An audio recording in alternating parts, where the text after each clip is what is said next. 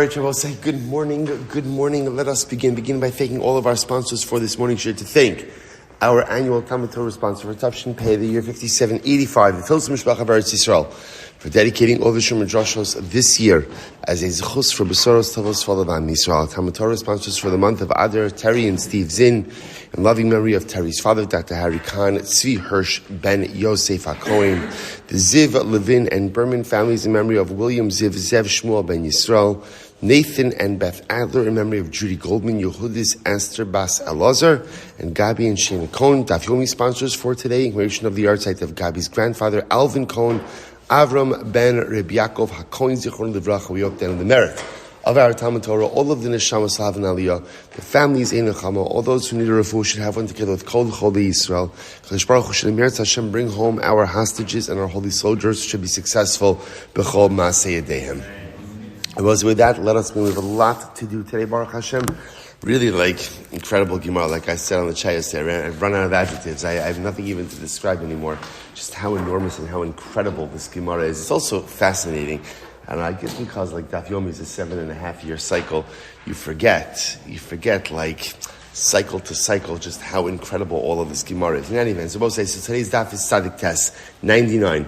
We are picking up Am Yisroel Hashem on Tzadik Ches Amud Beis, and we are picking up V'chin Am Rabbi Yochanan. It's about probably about 20 lines before it gets wide. V'chin Am Rabbi Yochanan Yaisi v'lo ichaymina. Rabbi Yochanan says, I believe and I look forward in Yahrzeit Hashem to the coming of Mashiach, but I don't want to see it. So this echoes the sentiment, let him come, but I don't want to see it. This echoes the sentiment that we began to see in yesterday's daf of this group of Rabbanim who of course believe with all of their hearts about Mashiach, but also know all of the pain and difficulty and suffering that is going to precede the Messianic era. So essentially they say, you know what, let Mashiach come, I don't want to see it. I don't want to see it. In other words, I believe it, I want it to come, but I don't want to see all the pain and the suffering that is going to precede Mashiach. I'm going to Lakish. So I'll say, first of all, so it's just a very dramatic statement, right? So much of our whole lives is, I want to see Mashiach, I want to see Gula, and here you have Rabbi Yochanan saying, let him come, but I don't really want to see the misfortune and the difficulty that is going to precede it. I'm going to Lakish. My time. Reish Lakish says, Rabbi Yochanan, what's your problem? In other words, what is it that you're concerned about? Ilem mishum d'chsiv, kasher yanos ish mitnei ha'ari, upaga hadof, uba abayis samach yado al akir v'nashcho nachash. So you're going to see like this, the way that the Navi describes a little bit of the Messianic era, or the pre-Messianic era, is that there's going to be a constant flow of difficulties, trials, and tribulations. So, for example, that a person will run away from that lion and he'll run into the bear, and then he'll come home. He'll put his hand on the wall, and the snake will bite him. So, the way that the Navi is describing it is essentially in the pre-Messianic era, you go from challenge to challenge, from difficulty to difficulty, from the lion to the bear to the snake. So, Rabbi Yochanan, is that what's bothering you? In other words, is that overwhelming nature of challenge to challenge, difficulty to difficulty, is that what's making you say, let Mashiach come, but I don't want to see it? So this is so profound. Reish Lakish says this pretty much characterizes our life in this world. This is, for example, Sha'adam Yotzi Lasada, Upaga Bosantar. Person goes out into the field. He goes out into his own field. And who does he find in his own field? The surveyor. Now Rashi points out, who was the surveyor? This was the guy in the government whose job it was to figure out how to appropriate fields from private people and make it part of the government. In other words, that he was there. So you go out into your field and you find someone essentially trying to take your stuff. It's just like encountering a lion. Just like a lion is a predatory animal constantly trying to devour up. So you walk into your field, you see someone trying to devour your property. Nichnas le'ir, then you come into the city. Pagabo gabai, you run into the tax collector. And the tax collector, when he sees you, he's not interested in Shalom Aleichem, right? He's interested in taking your money. So once again, Paga, the Gemara says, it's like running into the bear. So you come into your field, you run into the surveyor, it's like running into the lion. Then you come into town, right? And you run into the tax collector, and it's like running into the bear who wants to devour from you. Nichnas lebeso, umatza banav ubenosav, mutalin barav. Then you come home, and you find your children, unfortunately, again, are hungry. are hungry. And you're going to say, what this is, what is Rish Lakish highlighting over here? That often just, even now, forget about Moshe Mashiach, even now, everywhere I turn, there's challenges, there's difficulty. In the field, there's their surveyor. In the town, there's the tax collector. And then I come home, and my family has its own set of problems. And it's just like being bitten by a snake. So we'll say, so what Rish Lakish, there's two things I think that are coming out of Rish Lakish's statement. Number one, Rish Lakish is saying is, you're so concerned about Rabbi Yochanan. You're so concerned about the misfortunes of the difficulties, the challenges of the pre-Messianic era. Newsflash. There's plenty of difficulties and misfortunes and trials and tribulations in day-to-day life. We have this stuff now. It's not like now life is easy in the pre-Messianic era, it becomes difficult. Life is challenging right now. That's the one that Rish Lakish is saying to Rabbi Yochanan. There's also another takeaway from this, which is incredibly important. One of the most potentially damaging mindsets that a person could have as they go through life is the expectation that somehow life is supposed to be easy. And for some reason we have this notion, right, that life is supposed to be easy. Life, the pieces are supposed to drop into place and things are supposed to be okay. And when they're not okay, that's like an aberration. That's the abnormal piece. And I think what Rish Lakish is highlighting is that is not true. Don't walk around life with an expectation that it's easy. Life is not easy. Life is filled with constant challenges that come upon us one after the other. Are there moments of tranquility in the midst of a sea of challenges? Yes, there are. There absolutely are.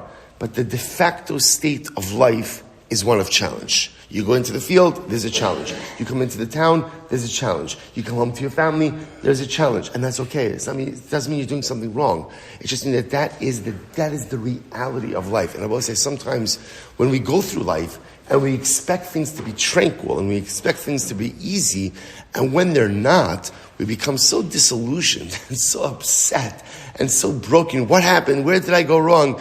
Because my expectations are flawed. Everything is flawed. I think it's what Rish Lakish is saying to Rabbi Yochanan. Life is hard. It's hard now. It's pre-Messianic era. That's the way it is. But if you embrace it and you lean into it and you understand it and you accept it, then at the end of the day you can figure out how to maximize it. Such an incredible Gemara. Ella mishum dechsev shalu na'ru'u im yalad zachar madura isi kol gever yad v'chalatzav kileda v'nebchu kol panam liyarakon. Rather, Rish Lakish Rabbi Yochanan, maybe you're bothered by the following pasuk. Now, what does the pasuk mean? My ra'isi kol gever. What does that mean? I've seen all men. Now, interestingly enough, the Navi over here is describing, it's interesting. Once again, all of these psukim seem to be describing the pre-Messianic era. This is Yirmiyahu Navi, and he's saying like a man will grasp his stomach, right, and turn pale like a woman, like a pregnant woman. Like a pregnant woman. So the Gemara says, My ra'isi kol gever. What does it mean? I've seen all men. Amarav Yitzchak, Amarav Misha kol gevura shalo. I saw HaKadosh Baruch Hu. I see HaKadosh Baruch Hu. Okay. And what does it mean that the Ribono Shalom's face turns pale? What does that mean? So what it refers to is like this. Literally again, Pamalia means the palace, the celestial palace, the earthly palace. What does this mean? This is incredible. Bishash Amra Kadosh Baruch Hu Halalu Masi Yadai v'Halalu Masi Yadai Hech Evad Elu Mipne Elu. So we'll listen to this. The Ribono Shalom says like this: these are my creations, and these are my creations. How can I destroy these before these? I will say, this is an incredible Gemara. What Gemara is highlighting is like this. Messianic era is incredible. Why? Because it represents the success of Klal Yisrael and the downfall of other nations. It is important for us to understand that as much as HaKadosh Baruch Hu wants to bring about our success, when the Ribono Shalom brings about the downfall of other nations, it is painful for him. Right? Why is it painful for him? Because we are all God's children. This is incredibly important to remember. Jews have not cornered the market on God. God, the Ribono Shalom, belongs to everyone. And everyone belongs to the Ribono Shalom. V'rachamav al kol na'asav. And he loves everyone. And he cares for everyone. And he wants the success of everyone. It's true. As a people, as a nation, we have a different and unique relationship with HaKadosh Baruch Hu. But the relationship is for all of humanity to have. This is why I will say this ties back before. Remember again, earlier in Sanhedrin, it's hard to remember anything but Agarata in Daf Yomi right now. But remember again, once upon a time when we learned like Gemara, so you remember again, we had the whole sugya of Shem Mitzvahs B'nei Noach. Right? How do you know that HaKadosh Baruch Hu loves everyone? If the Hashem only loved Klal Yisrael, then we would have a mitzvah to proselytize and to convert the world. Yet, amazingly enough, we don't. In fact, just the opposite. We say, don't convert. You got 7 mitzvahs, do that and Hashem loves you. You don't need to do what we do. We don't need to do what you do. And everybody's loved by HaKadosh Baruch Hu. So when Messianic era comes and Klal Yisrael is lifted up and the other nations are punished, that is hard for Hashem. It's hard for the Ribono Shalom to have to punish any of his children, even if they're deserving of it. So the Gemara says, this is the famous adage, this is the famous adage that when your ox is running and it becomes injured and it can no longer feed from its trough, put your horse by that trough. But what's the problem? Then when the ox has a refuah shalema and it's ready to go back to its trough, the problem is you feel bad for taking the horse away from the trough. Okay, so the metaphor, of course, is that Klal Yisrael had greatness.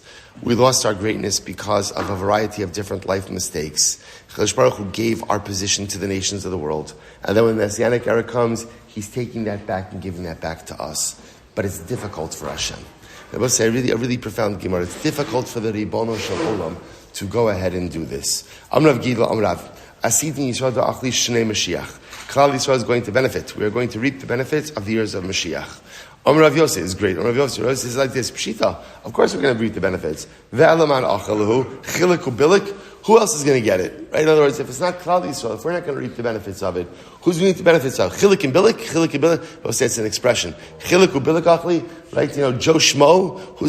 Who else is going to get it if not Klal Yisrael? So the Gemara said, Lafukim with Rabbi Hillel. It's coming to a school position Rabbi Hillel. So we're going to see Rabbi Hillel a number of times. Rabbi Hillel is not Hillel. Right? 2 different people. So we're going to see the position of Rabbi Hillel a number of times today. The Amar Ein Mashiach Li Yisrael. Rabbi Hillel says, Klal Yisrael will not go ahead and reap the benefits of the future Messianic era. Why? Shekvar achlu b'mei Chizkiah. Say first wide line, 98b. Because we have already reaped the benefits of a Messianic era during the heyday of Chizkiah Melech Yehuda. This is Rabbi Hillel. We've already received the euphoric benefits of Yemos HaMashiach during the days of Chizkiah. So therefore Rav Gidl says, in the name of Rav, that's not true. We reject that position. We reject Rabbi Hillel. In fact, we will reap the glorious benefits of the Messianic era. Amrav, lo ivri alma al David. This is a beautiful Gemara. Rav says, it was worth it for the Ribono Shalom to create an entire world just for David HaMelech. Just for David. So Shmuel says, LeMoshe. It was worth it for Hashem to create an entire world just for Moshe Rabbeinu. Rabbi Yochanan, Amr Mashiach, Rabbi Yochanan says, worth it for Hashem to create an entire world just for Mashiach. So Rashi points out over here, what does it mean with David? Because David went ahead and said, beautiful shira, beautiful song. Moshe brought down the Torah, and ultimately Mashiach, of course Mashiach's going to work his magic, right? Mashiach is going to bring about dramatic change for the entire world. I will say, but the deeper message of this Gemara is when a person actualizes their potential, which is the common denominator over here. David HaMelech actualized his potential. Moshe Rabbeinu actualized his potential. Mashiach will actualize his potential. When a person actualizes their potential, it is worth it for the Ribono Shalom to create the entire world for one person to actualize his potential. And the truth is also, the beauty of that Gemara is there's one more phrase. The additional phrase is, insert your name here. It was worth it for Hashem to create a world for David, worth it to create a world for Moshe, worth it to create a world for Mashiach, and now, let it be that it was worth it for HaKadosh Baruch Hu to create the world for you. If you maximize your potential, you actualize your potential, like David, like Moshe, like Mashiach, then it was worth it for the Ribono to create an entire world just for you as well. Incredible. So the Gemara says, incredible. The Gemara says, good. Mashmo. By the way, Mashmo. What's Mashiach's name? What's Mashiach's name? Because remember again, Mashiach is much more of a descriptive term of someone who is going to go ahead and bring about salvation. Or I should say, the truth is, Mashiach really means like anointed one, like Mashuach, right? What's his name? So the Be'er Reb Shila Amri Shilo Shmo. His name is Shiloh. This is Parshas Vayechi, when the bracha that Yaakov gives to Yehuda, right? Lo yasu shevet miYehuda mecholkik mi bein raglav ad ki yavo Shiloh. So again, Shiloh is the name of Mashiach. Debei Rabbi Yanai Amrei Yinon Shmo. His name is Yinon. Yinon means continuity. Shene Emar Yehi Shmo li'olam lifnei Shemesh Yinon Shmo. Debei Rabbi Chanina Amar Chanina Shmo. His name is Chanina. Shene Emar Asher lo etein lachem Chanina. V'yesh omrim Menachem ben Chizkiah Shmo. Others say no, his name is Menachem ben Chizkiah. They will say Shene Emar Ki rachok mimeni Menachem meshiv nafshi Eicha. What does Mashiach do? Both say the whole Yisod is Mashiach brings about comfort, right? Mashiach brings about consolation. So it's interesting. Menachem, he's the great consoler, the consoler from thousands of years of Galus. Ben Chizkiah. Chizkiah doesn't necessarily have to be his father's name. Chizkiah could be a descriptive name. Chizkiah, remember again, is Chazek Ka. That ultimately, again, where does the power of Mashiach come from? The power of Mashiach comes from the Ribono Shel Olam. Incredible. So, I'll point out, there's Yerushalmi like this as well. The Yerushalmi says that the name of Mashiach is Menachem. That's where he brings down also Mashiach, that Menachem. It's incredible. Rabbanan Amri, Chivra Debei Rabbi Shmuel. So interestingly enough, the Rabbanan say that his name is literally again the white one of Bei Rebbe. The Rabbanan say, what does that mean? Rashi says over here, Mitzora Shal Beis Rebbe. Ultimately, again, he is the Mitzora of Beis Rebbe. Now, say this seems to loop back into what we saw before in yesterday's daf. That where does Mashiach live? Mashiach lives by the gates of Rome, and he's a leper. What does it mean that he's a leper of the house of Rebbe?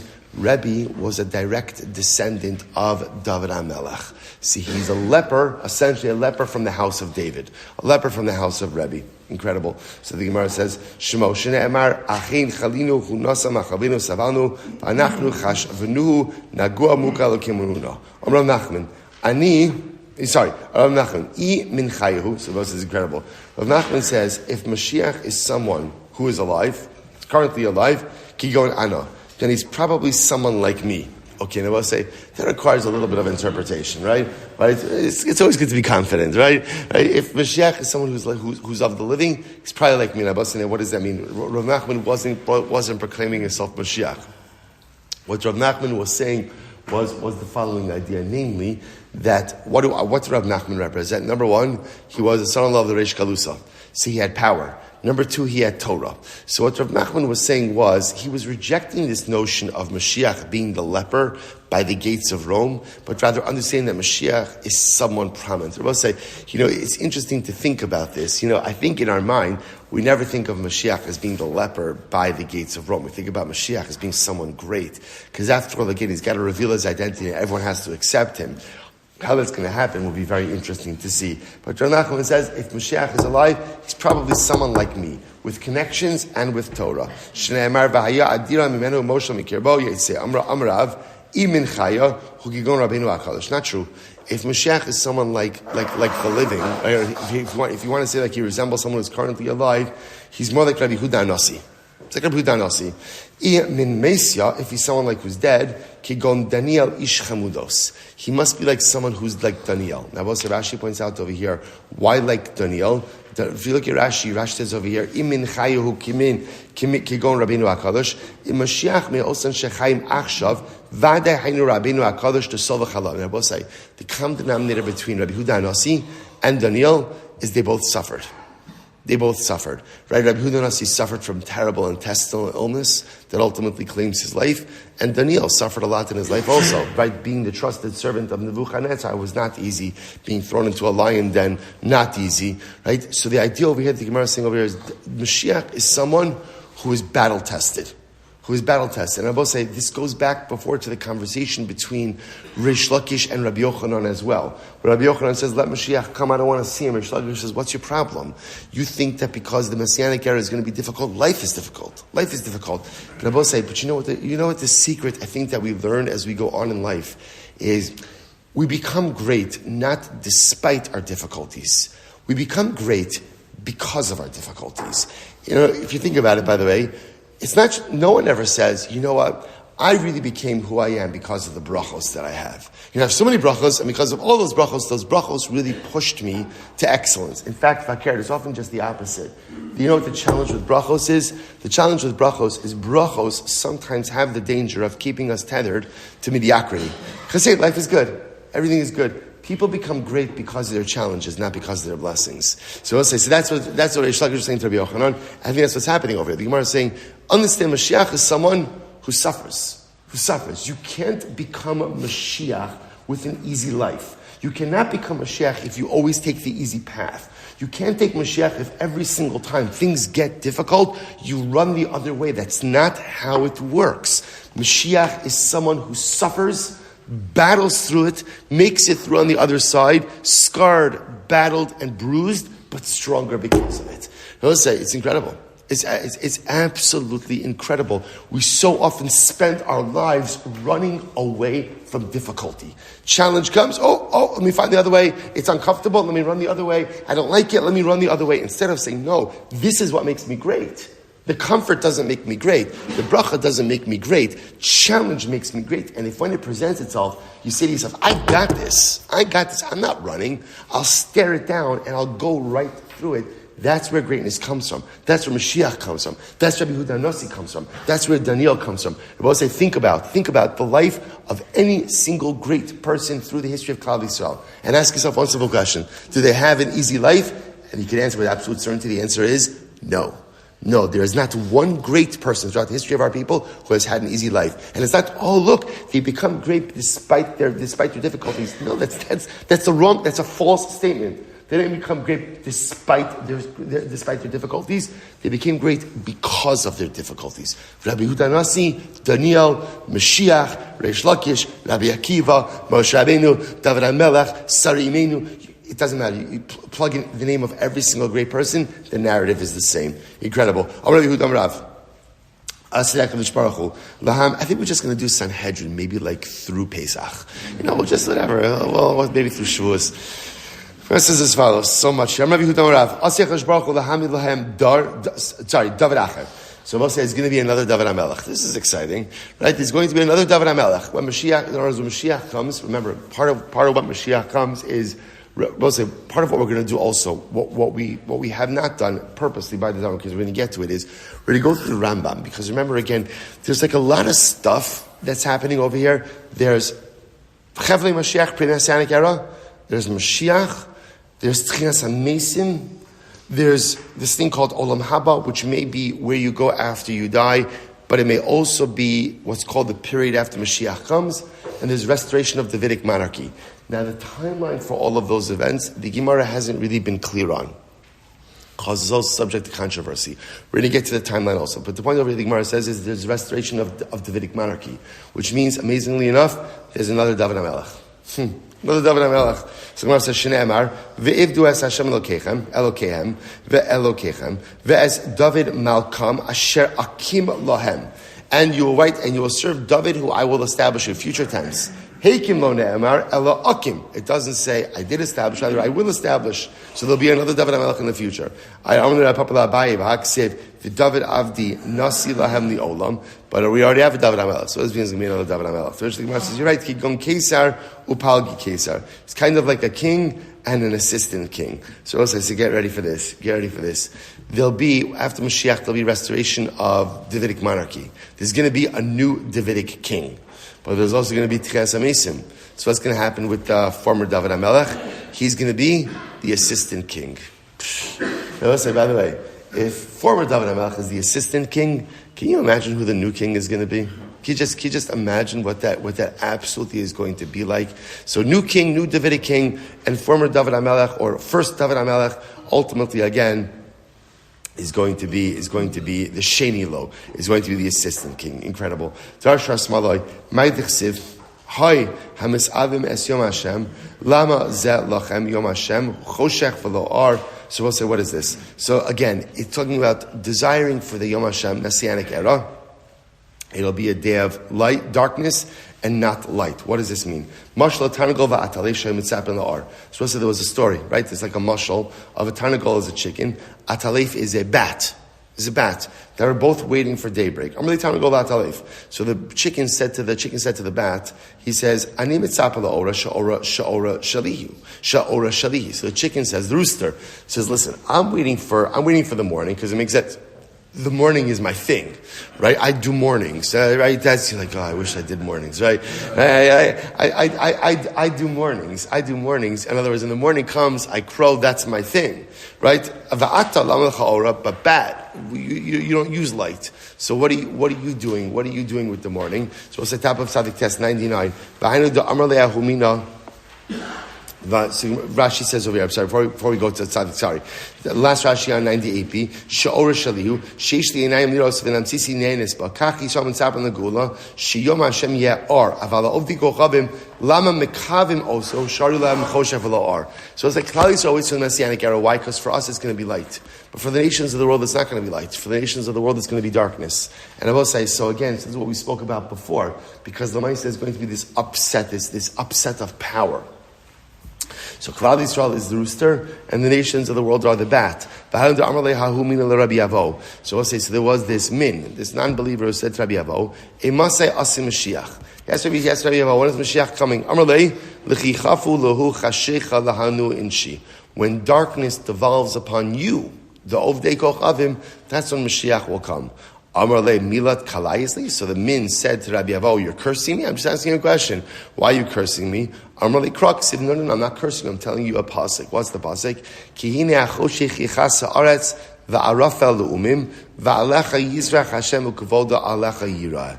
Chazik and Abba say the way the pasuk describes the Messianic era is light for Klal Yisrael, darkness for the nations of the world. Tanya, Rabbi Elozer Omer, Yimos HaMashiach Arbaim Shana. Abba says, so now, interesting enough, the Gemara begins a discussion about the duration of Yemos HaMashiach. How long does the Messianic era go on for? Well, as opposed to that, I'm saying it's interesting that the way the Gemara seems to be operating right now is that, like I said, there's Chevlei Mashiach, pre-Messianic era, Yemos HaMashiach, and then after Yemos HaMashiach, that begins Olam Haba, the world to come. So how long does Messianic era go on for? So the Gemara says, Rabbi Eliezer Mashiach, Arbaim Shana, 40 years. Shnei Amar, Arbaim Shana, it's incredible, right? We say this phrase all the time, and I think we don't necessarily think about what it's actually saying, right? 40 years, Akut Bidar. So again, that's the reference to Messianic era. Rabbi Elazar ben Azariah Omer, Shivim Shana, 70 years, Shnei Amar, Vayaba Yamahu, V'nishkachas Tzur, Shivim Shana, Kimi Melech. Kimi Melech Echad.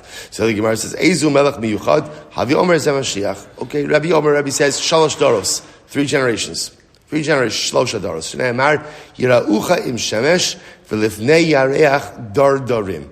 Rabbi Hillel says, Ein Lahem Mashiach L'Yisrael. We'll say the same Rabbi Hillel as we saw before. Rabbi Hillel says, Chevra, enough.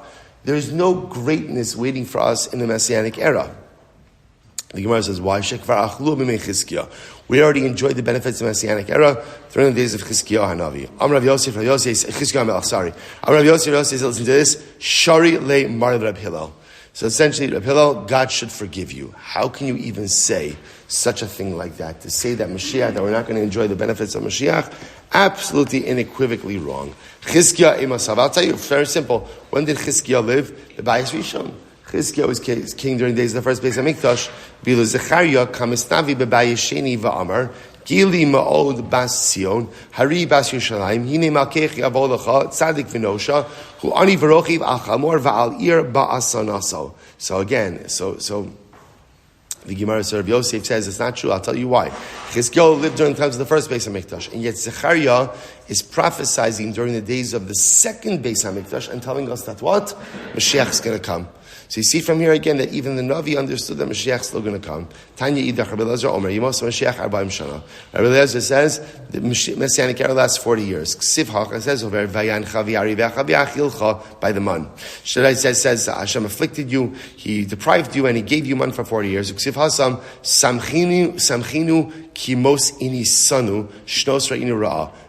Give us joy corresponding to the number of years that you afflicted us. So the same notion of affliction. It has affliction by man, which was consumed for 40 years, and Hashem will save us from affliction during the Messianic era of 40 years. Rabbi Dosa says, Daled Meos Shana.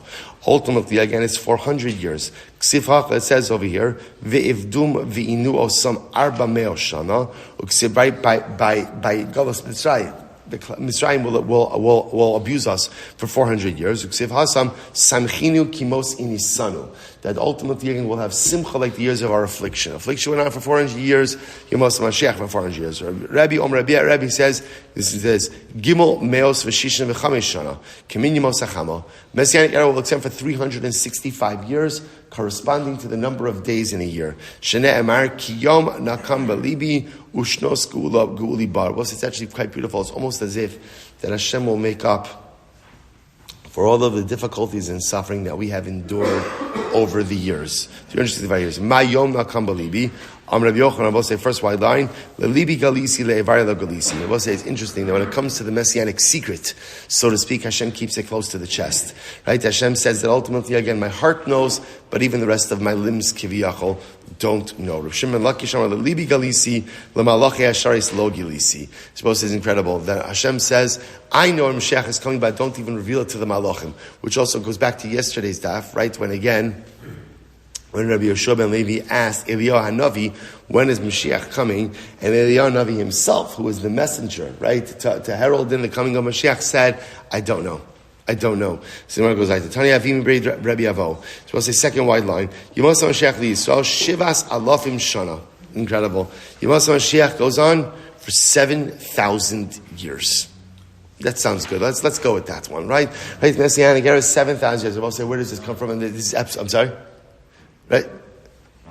And this is absolutely beautiful. Listen to this. Shene Emar u'misos chasan al kala. How beautiful is this? I'll say, because ultimately, again, misos chasan al kala yosis alayich Hashem elokecha. The Rebbe will rejoice over us like a chasan does a kala. Just like a chasan and kala have sheva brachas. So in the eyes of HaKadosh Baruch Hu, one day is like 1,000 years. So therefore, so to speak, Messianic era is like sheva brachas. Which is such a beautiful idea. The Messianic era is like the sheva brachas of HaKadosh Baruch Hu and Klal Yisrael, and it'll go on for 7,000 years.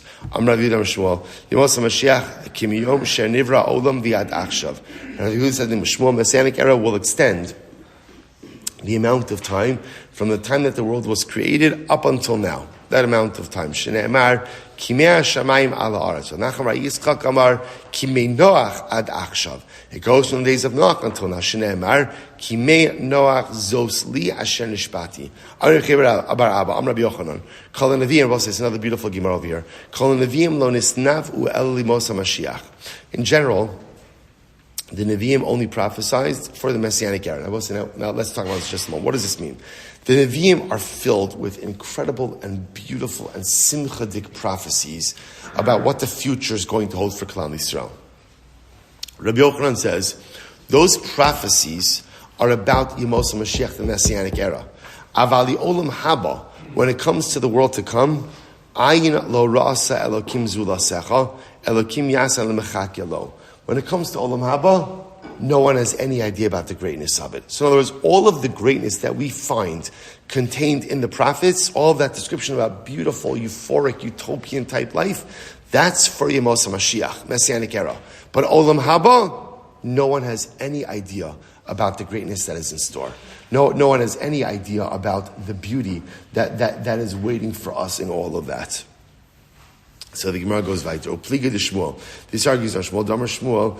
Ein beina olam hazeh limos HaMashiach ela shibun malchias bilvad.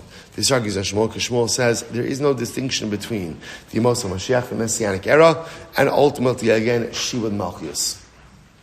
Now we'll say ela shibun malchias bilvad. Now this is interesting. Shmuel says the Messianic era is pretty much it's regular life. Mashiach comes, regular life. What's the difference? Shibun Malchus. So what is Shibun Malchus?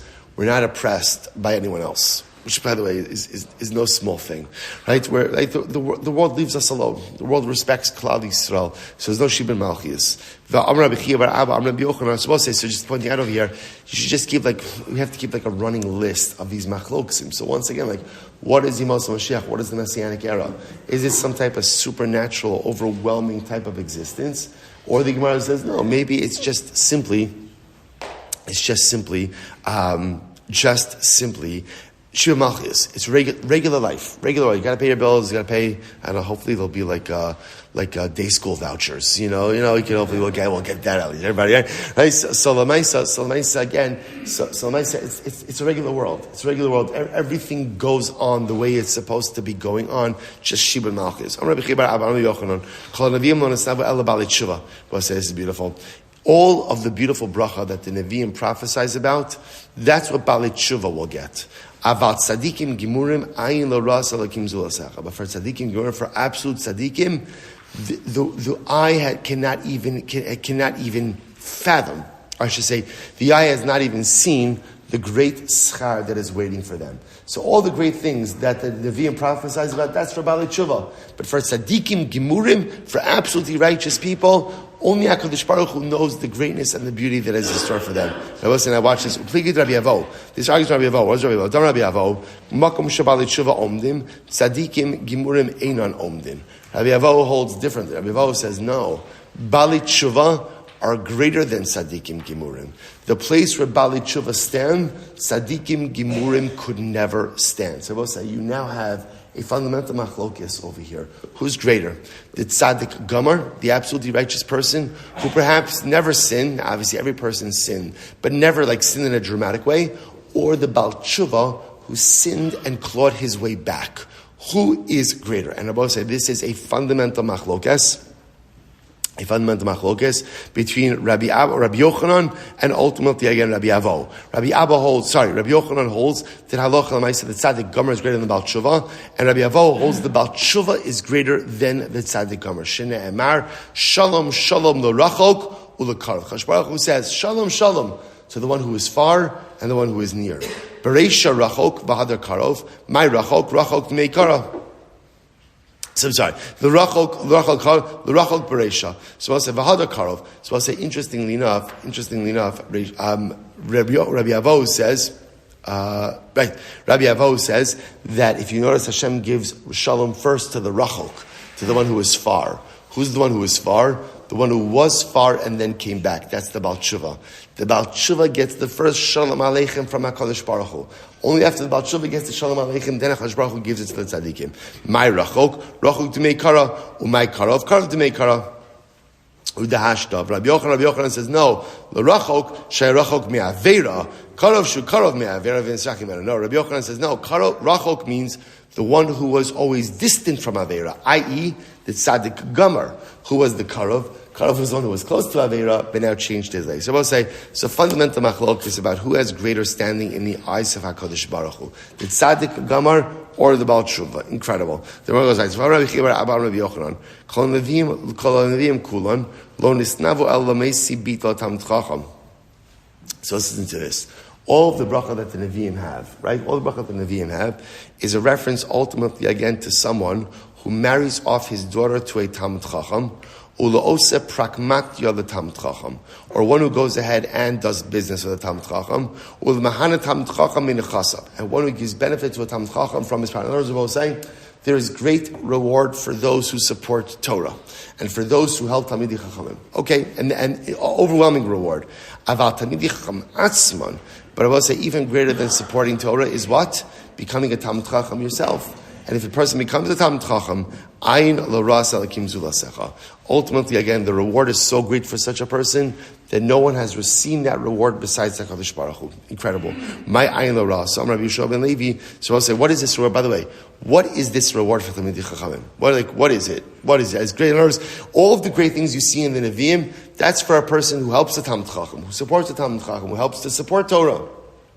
But the Talmud Chacham himself, my gosh, the reward that is waiting for him. What is this great reward? So this is incredible. Ze yayin hamashumer ba'anavav misheshis mebereshis. So I'll say that is one aged bottle of wine. Right? So this is wine that comes from the grapes that were created during the 6 days of creation. That is the great reward waiting for Talmidei Chachamim. The Gemara says incredible. I will say there's much to say about this. Like, what does that mean? What does that mean? So I will say we know this, that when a person learns Torah and when a person devotes themselves to becoming a Talmud Chacham, wanting to grow in Torah, and this applies to all of us.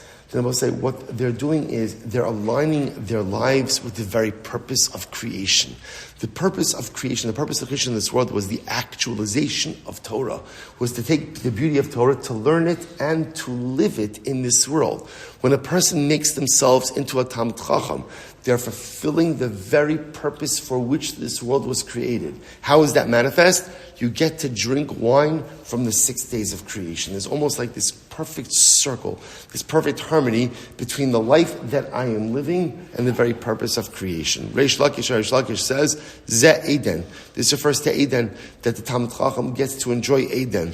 The Gemara says, Ze Eden, Lo Rasa Ein Me'olam V'im Tomar Adam Heichan Dar. What do you mean? How can you say no one ever saw Eden? Adam Harishon lived in Eden. V'im Tomar Gan Hu Eden. Well, maybe you say Gan is the same thing as Eden. Tamalomar Benar Yotze Me'Eden L'Hashkos Hasagan. The pasuk says that a river came out of Eden to go ahead and sustain the garden. Both say Gan Eden are two different things. We call it Gan Eden, but there's the Gan, there's the garden, and then there is Eden. So Adam Harishon ultimately again lived in the Gan, right? But at the end of the day, Eden is that place that is reserved ultimately for Talmidei Chachamim. Incredible. V'amar ein Torah min Hashem. So let's back to the Mishnah, which is don't worry, I got it does not finish. One of the things, remember again, the Mishnah began by saying that Klal Yisrael Yisrael Chelik Olam Haba. Every Jew has a portion of the world to come. And then, interestingly enough, the Mishnah then went on to enumerate the people who don't have a portion of the world to come. So one of those people was Ha'omer ein Torah min Hashem. If this person says Torah is not divine, person says Torah is not from Hashem, Torah is not divine, such a person does not have a portion in the world to come. Says the Gemara, T'nan Rabbanan, ki dvar Hashem biza, u'mitzvaso hafer hikaris tikaris. So what does it mean when it says that he degraded, ki dvar Hashem biza, degraded the word of Hashem? Zeh omer ein Torah min Hashem. This refers to someone who says Torah is not divine. Davar acher, ki dvar Hashem biza, zeh apikores. This refers ultimately again to apikores. We'll define these terms in just a little bit. Davar acher, ki dvar Hashem biza, zeh hamegala panim batorah. This refers to someone who advances inappropriate interpretations in Torah. Literally again, revealed this is just inappropriate interpretations of Torah. Ve'es mitzvasa hafer zehamefer bris basar. This is someone who annuls bris milah. So he karis tikaris, he'll be cut off. He karis ba'olam hazeh. He's cut off from this world and the next world. Mikan Amar Elozer Hamodi. Listen to this. Elozer Hamodi said based on this. Hamechalas hakachim. Someone will say who again disparages or profanes karbanos. V'amevazas hamados, or someone who goes ahead and degrades yomim tovim. V'amefer biso shabim avinu, or one who goes ahead and annuls the bris circumcision. V'amegala panabatorah shelo kalach, and someone who advances interpretations of Torah that are incorrect. V'amalbin pnei chavera barabim, or someone who embarrasses his friend in public. Afapi sheyish biyad Torah u'maisim tovim.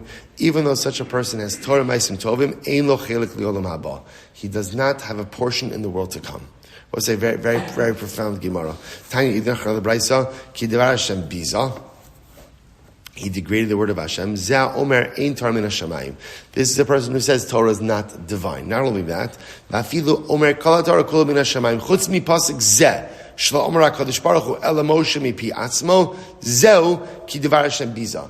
But even a person says the entire Torah is from Hashem, but one pasuk. Oh, Hashem didn't say this. This must have been Moshe who said this. This is also called degrading the word of HaKadosh Baruch Hu, and ultimately, again, it doesn't have portion of the world to come. Vafilu Amar, Kol Torah Kula Min Hashem Chutz Midiktuk Zeh, Mikal V'Chomer Zeh, Migzer Shava Zu, Zehu Tvar Ki Dvar Hashem Bi. So both say even if a person says maybe the entire Torah is from Hashem, but this diuk, this Gzer Shava, this Kal V'Chomer, that is ultimately, again, degradation of the word of Hashem, and such a person forfeits his portion in the world to come. Tanya, Ramir says, Halome Torah ve'ino alamda, zeh dvar Hashem bizo. Says beautiful. Ramir says, no, what does it mean? It means a person who learns Torah, but doesn't teach it, this is a degradation of the word of Hashem. Shabbos say, it's so beautiful, and we know this. The Torah we learn is not just for us. The Torah we learn is meant to be shared. And if a person learns it but doesn't share it, that there's a pegam, there's something missing in their Torah. I will say it's also, by the way, if you learn and you don't share, it means that Torah, you didn't really feel the full excitement of Torah. When you hear something beautiful, you hear good news, you hear something wonderful, by definition, you want to share it with whoever you can. How do you know if Torah makes a true impact on you? If you learn it and you want to share it, if you learn it and you want to give it over to someone else, that means that Torah has mamish permeated your neshama. If you hear it and you're like, oh, that's nice, that's nice, and you have no desire to share it, it means Torah is not having the full effect on who and what you are. Rabbi Nassim says as follows. Rabbi Nassim says, "Kol mi she'einu mashgiach ala mishnah." Rabbi Nassim Omer, "Kol mi she'einu mashgiach ala mishnah." Rabbi Meir says, "What's Devar Hashem biza? What does that refer to?" That refers to someone who is not careful with the interpretations of the Mishnah. Rabbi Norai Omer, "Kol she'ef shalaso b'Torah ve'eino osek." Wow. Rabbi Norai says, what does it mean to degrade the word of Hashem? If you can learn Torah and you don't do it, that ultimately, again, is degrading the word of Hashem. Well, it's incredible. You have the opportunity to do so. Failure to seize the opportunity to learn Torah is in and of itself a degradation of the Rosh Hashanah. Rabbi Shmuel Silber, Ovid Ovados Kachavim. This refers ultimately to someone who worships idolatry. My Masha, the time of Rabbi Shmuel, Ki Devar Hashem Biza, Zeha Mevaze Dibur. This refers to one ultimately, again, who degrades the very word of the Rebbe Shalom. Shnei Amar, Lo, Shnei Amar Lo the Moshe Sinai Anochi Hashem Elokecha, Lo Yeh Lecha Elokim Achirim, Elohim Achirim. B'Shum Kacha says, this is incredible. I'll say, get ready for this. Get ready for it. Last two lines. B'Shum Kacha says, Kala Lo Me Torah Ve'ino Chozra Allah. If someone learns and doesn't chazer, doesn't review, the Gemara says, Dome la'adam shezorea ve'ino kotzer. I'll say it's beautiful. This refers to someone who ultimately, again, I'll say, learning Seder has been a little schwach lately. I'm just going to say, I'm not outing anyone, but, right, it's been a little bit, what's the word I'm looking for? Oh, non-existent. Right, that was what I was looking for. Right, it was going good for a little bit of time, and then last couple of days it's really been, and needs a significant refuah shleima min hashamayim. Right, so, I'm sorry? 5:43 it started, but who's counting? If a 10-minute seder is 7 minutes, there's something wrong. I'm just saying. But why is it important? Well, so even if again, I'm kidding, but maybe it's not 5:40 in the morning. Both sides. I want to point out something very interesting, and I think this is something that we have to take into account a little bit. We live in such incredible times where there's such a proliferation of Torah. Right? And there literally is more yomis than a person could keep up with, which is beautiful and incredible. I will say, but there is this interesting balance between sometimes more is less.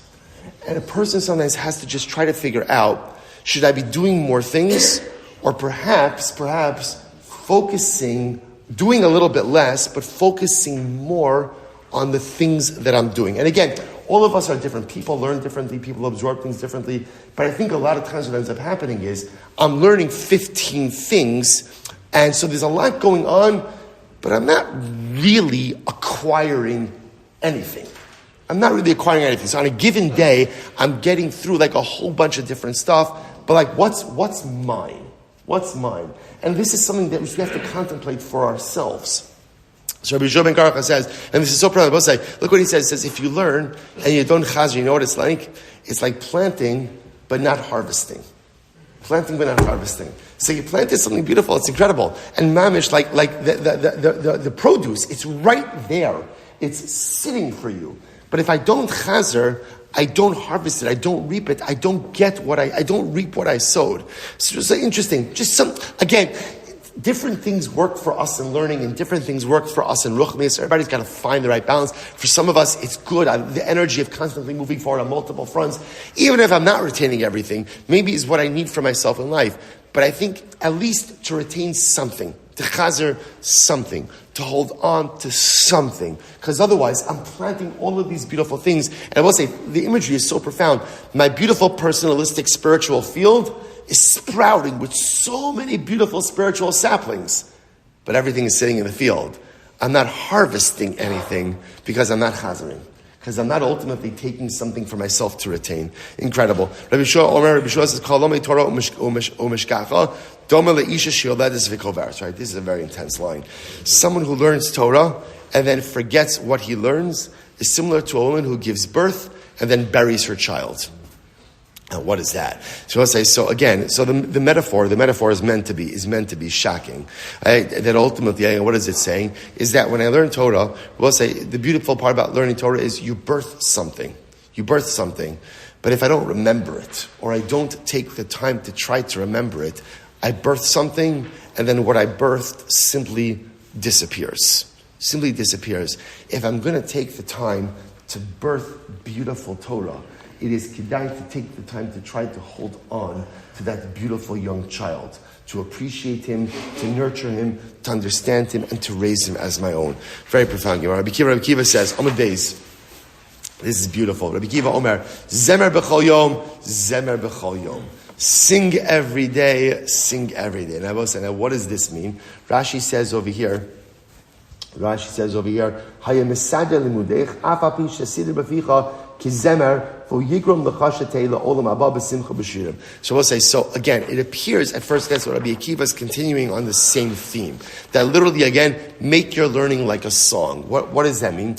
Just like we're saying, everybody has their favorite song. And what's the thing about your favorite song? You know the notes, you know the music, you know the words. So Rabbi Akiva says, make your Torah like a song. Make your Torah like a song. So in other words, once again, same idea. Ingrain yourself in your Torah, chazer your Torah, make your Torah yours. Make your Torah yours. We'll say this also, we'll see more. Well, let's finish up. Rabbi Yitzchak bar Avudimi, Mikra, what's the pasuk? Nefesh amal lolo, ki akaf ala piu, hu amal b'makom zeh, v'torasa amelas lo b'makom acher. So we'll say, so quite beautiful. The quotes over there, the pasuk from Mishlei. Nefesh amal amlalo, right? Literally again, if the soul toils, it will toil for you. Ki akaf alav piu, for you have tethered your mouth to it. What does this mean? So the Gemara says, so ki akaf alav piu, hu amal b'makom zeh, v'torasa amelas lo b'makom acher. If you work on your Torah in this world, your Torah will work for you in the world to come. What a beautiful and incredible idea. If you put in the effort for your Torah here, so your Torah will work on your behalf in the world to come as well. Rashi says over here, Nefesh ama amlabo, mipnei she'ama b'Torah, Torah omelas lo. If you work for your Torah works for you. Next Rashi, Ki akaf alav piu, mipnei shehi mesim dvarim befiv, tamid ku'ukav shalach hamor. Lishnachrina, zemer kloma sha'osik b'shir mizmiros, tadir, nasa zemer, kach achos Torah, nasa l'stir befiv. Okay, so I'll say, so quite beautiful. The idea over here is, if you put in the effort in your spirituality, in your Torah works on your behalf. When I learn, I create something new. And that creation, just like the mother that births the child, that creation takes care of it. Just like when a parent has a child, parent takes care of the child. But one day, hopefully, what will happen? The child will take care of the parent. I create Torah. I birth Torah in my life. And understand now, my job is to nurture it. How do I nurture it? I learn it, I love it, I review it. And then what ends up happening is that Torah ends up taking care of me. It takes such a beautiful idea. It takes care of me in this world, and ultimately, again, it takes care of me in the world to come as well. Rashi says over here, Torah omelas lo, shemechazeres alav, umevakeshes me'is koneh, limsro lo tamei Torah v'sidreh, v'kol kachlam me'she'ukov piu al divrei Torah. Incredible. So in other words, when you learn, make sure to chazer. Because if I don't chazer in some way, to chazer something, I'm planting and I'm not harvesting. Make Torah like a song. In other words, again, which means your Torah should be pleasant, should be beautiful. Understand, when you birth Torah, so you're going to take care of that Torah, and if you take care of your Torah, ultimately, your Torah takes care of you, both in this world as well as the next. So there's also another beautiful idea in this idea about Rabbi Akiva, which is really quite amazing. So the Gemara says, Rabbi Akiva says, Zemer b'chol yom. Rabbi says, this is Rabbi Akiva. Rabbi Akiva says, how should you live life? Sing every day. Rabbi says, any given day, you have a choice. Any given day, you have a choice. Every day is the same choice. You wake up in the morning, what do you want to be? Do you want to be happy or do you want to be sad?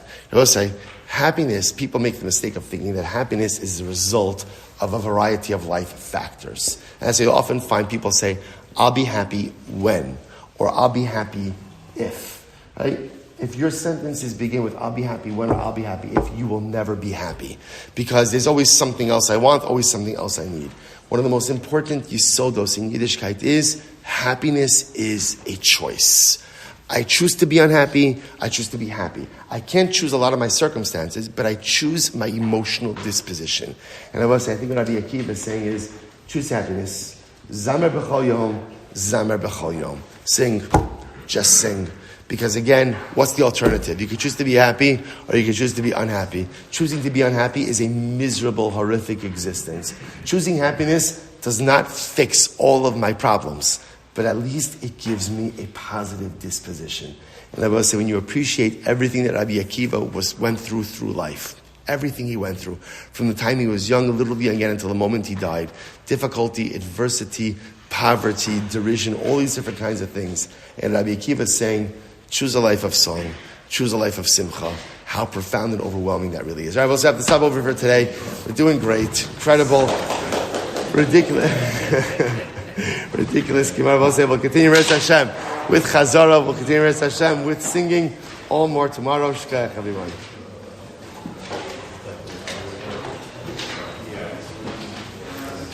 All right, Chavra, have a great day, everyone. Almost like the Gemara says that this is a chorus if they're even the slightest thing, they don't believe it. Yet the Gemara just finished a lengthy list of what Yom Mashiach is like, and saying that we don't really know because the Kadosh Baruch Hu wasn't even Megala to right. the Malach HaSharetz. Right? So we don't even know what, but it is. All these things, endless, not endless, is a guess. Is it like, what is it? Right, it's true.